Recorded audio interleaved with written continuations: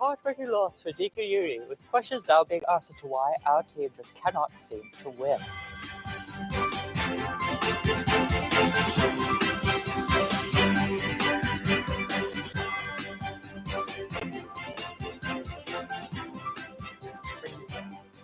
All the sports from the best uni around, Deakin, of course. And don't let us hear you say otherwise. My name is Begonia Fluoride, and I'm joined by my co-host, Kieran. Now, Kieran, I believe you have some heartbreaking news to share with us today. Unfortunately, Begonia, I do. Here's one of our reporters with a harrowing report. What was meant to be an afternoon of triumph and celebration for Deakin University quickly turned into one of embarrassment as they suffered an unprecedented loss of 95-0 to Monash University.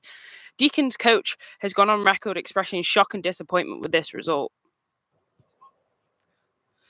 I don't know what happened. It's heartbreaking stuff, you know. It's never meant to be this way, but I only recruit the best, and we weren't meant to lose this way. I hope it doesn't happen again. Our university top experts have theorised that this defeat is only a result of Aspire on campus leaking our tactics. University forces are working hard to locate the culprit, but so far have been unsuccessful. Our team has reportedly begun training already for the next game, pledging to never suffer a defeat like that again. Experts say that they are projected to have a skill increase of 350% by the end of next month. Good to see some changes happening after that loss. I ask you now, Begonia, other than these changes, what else needs to be done to make sure this doesn't happen again? Well, Kieran, it's really simple. Our players need to have a tougher training regimen. Think of the Romans when they lost a battle. They weren't just allowed to go back to class. They were forced to kill every 10th person in line. Of course, I'm not saying that this should happen. After all, we are a university, not an empire yet. But maybe a punishment where every 10th person loses a finger could be more beneficial. That may be the way to go. Either way, I've just gotten word that people are now being interviewed on campus regarding if they knew anything about that terrible loss. Hey, can we ask you a few questions about university life?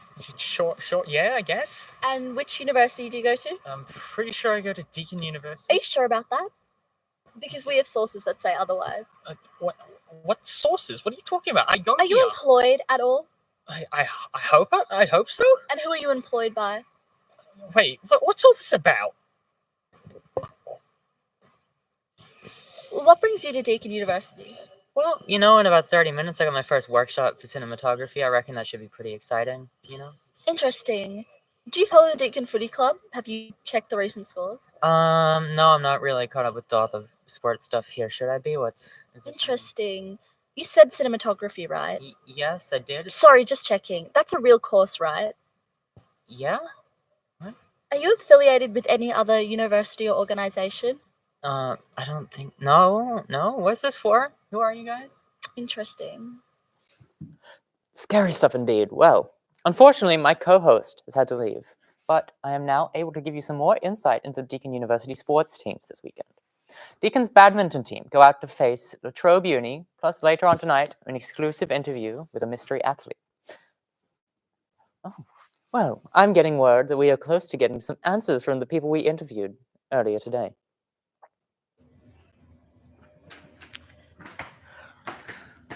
Who are you with? With? Why are you here? What here to information study. are you looking for? I guess, like, cinematography information? Is that What do you want? I want to go to Who class. sent you? Monash? What? Melbourne Uni? Swinburne? I guess I was there last year. What do you mean? Who sent you and why are you here? I don't know what you're looking for. What do you want me to say? That's it. Hi, everyone. Sorry you can't see this. It's not half bad, actually. Rest assured, we at Deakin Uni will destroy any forms of spying in the school, because despite our great odds, we will become the greatest uni in Victoria.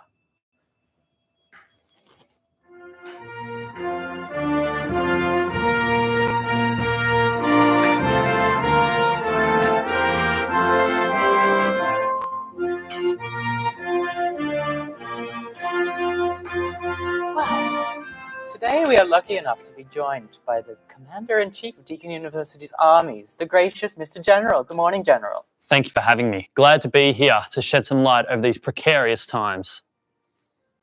Mr. General, sir, would you be able to explain to us what we just witnessed in that previous segment? Of course, Deakin University has a long and proud standing tradition of sporting prowess. However, when that has continuously sent other universities into disarray, establishing us as the one true power in the state. However, where there is success, there is always someone who wants to come by and ruin that. Interesting. Now what will become of these spies, if any more are to be discovered? Of course, there is only one language these people speak, and that is violence. These spies will be taken away and dealt with quickly using the full force of Deakin University's Code of Ethics. So, what is the plan going forward? How do we beat these, as you called them, Neanderthals in the next game coming up? Due to the spies on campus, we unfortunately cannot risk suffering another crazy defeat like that. So, we will be not playing in our next match. I'm sorry, Mr. General, sir, but how are we going to stick it to these other unis if we aren't even going to play against them? As we saw, our players are training very hard. In situations like this, it is important to act in a measured approach, which is why 5 minutes ago, I alone made the decision to declare war on all the other universities in the state. Starting with Monash University, we will march on them. March with me, Deakin University. Take up arms, march with me, and I will lead you towards salvation. Well, I think that will do it today for another episode of the show that was formerly Deakin Sports News. Always remember to wear your helmets to war, and go Deakin!